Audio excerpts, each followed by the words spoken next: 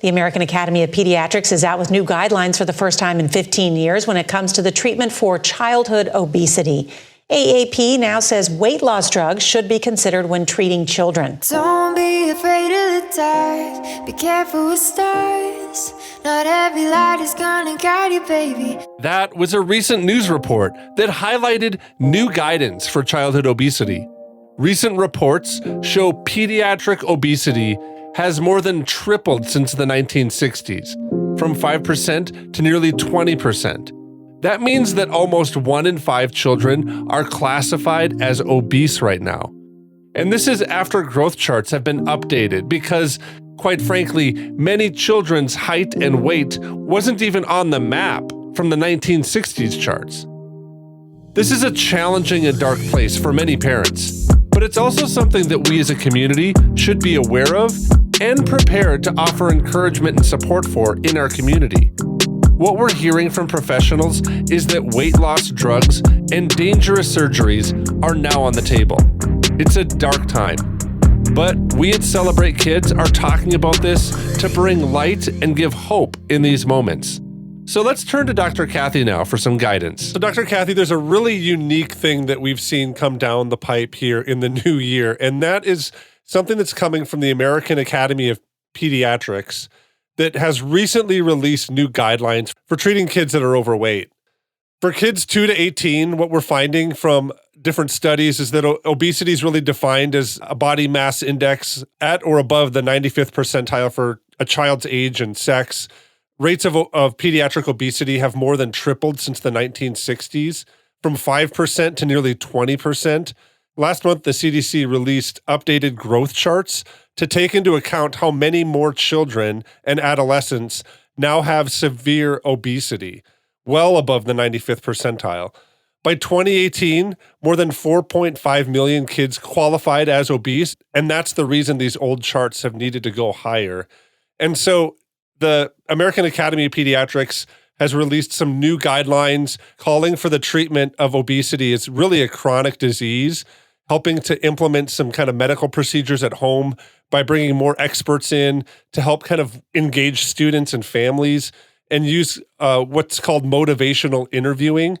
They're also encouraging the use of weight loss drugs and are referring adolescents from age 13 and older who have severe obesity to have possible weight loss surgery. So obviously, childhood obesity is really a complex issue, but it's something that all people interacting with children probably should be versed in because the reality right now, what we're seeing in the statistics is that 1 in 5 children will experience this. So what's some of your guidance on this issue? Well, first, I want to say that this is really concerning, and I hope it's concerning to everyone listening, because we who have lived longer understand the ramifications of obesity. It's not good for the heart, the lungs. Diabetes is a real possibility. Heartache, heart attack, less exercise, all those kinds of things.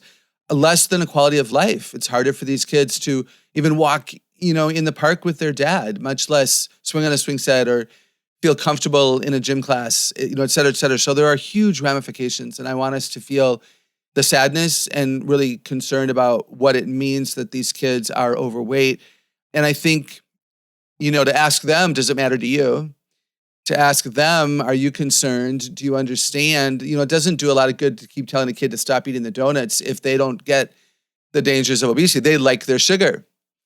And maybe they're assuming, when I become taller, I'll automatically become skinnier. So I think we do talk to the kids about, what does it mean? And of course, I could talk all day long, and so could any number of people, about what are the parents' habits? What are the grandparents' habits? What are we eating in front of our kids?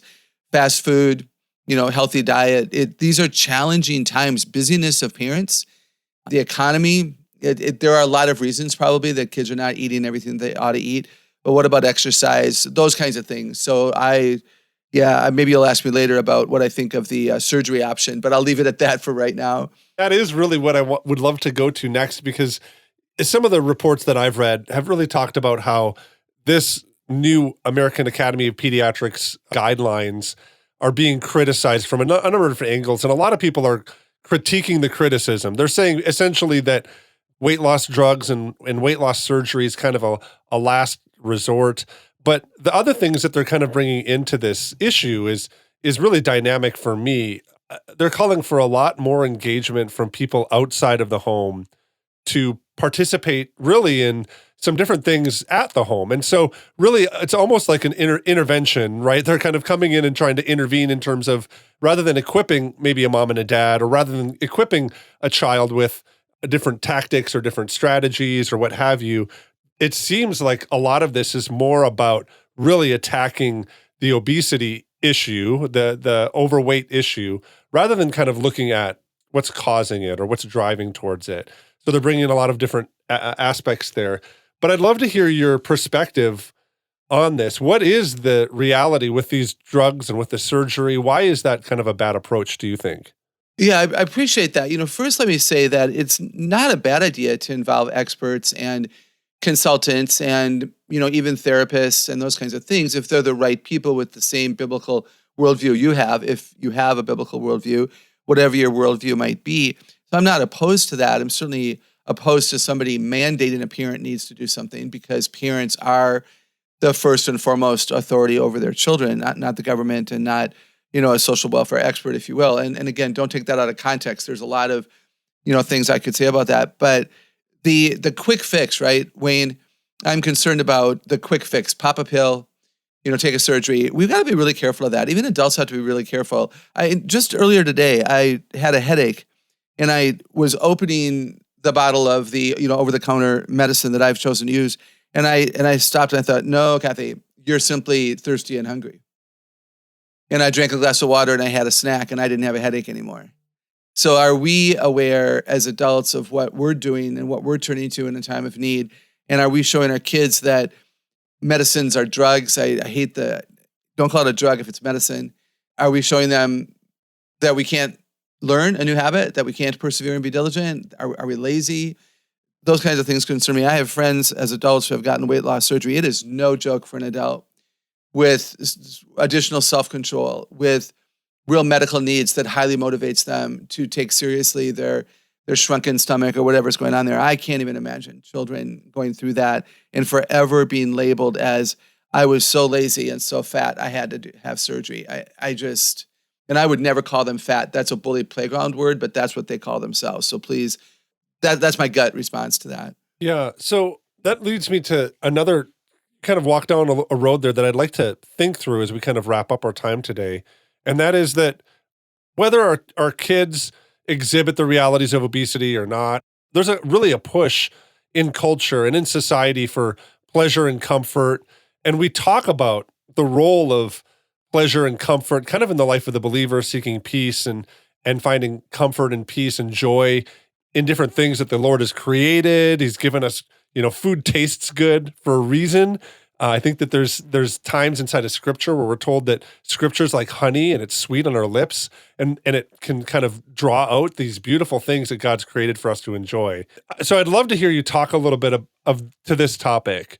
When we look at pleasure and comfort, especially in the believer's life, how can we encourage our kids to understand the role of pleasure and the role of comfort in our life without becoming addicted to it to the point of where we become maybe sloth-like, or we become to have more weight in other areas of our life that maybe they shouldn't have that weight? How do we kind of look at that role of pleasure and comfort in our life? Thought-provoking questions. I certainly agree that God would want us to have comfort. He comforts us. He does not want to deny us pleasure, but not at the expense of wisdom and love and hope and patience, perseverance, goodness, gentleness, and those kinds of things. And my gut response to this is, how do we help kids put pleasure and comfort in the proper place? It's giving us purpose. I've written for years that we're created on purpose, with purpose, for purpose. And when we know our purpose, we are so much more able to say no to the unhealthy things, because we realize that those things are going to get in the way of our ability to glorify God by fulfilling the purpose that He's created us to have. So I would be a big advocate of giving kids a dream for their tomorrows that's realistic, helping them know their strengths and their passions, introducing them to role models who can say to them, stay the course, because your life can be so great if only you overcome this dilemma and walk in these ways. So I think it's a fascinating question. And I think purpose is part of the antidote of going down the lazy, sloth-like path.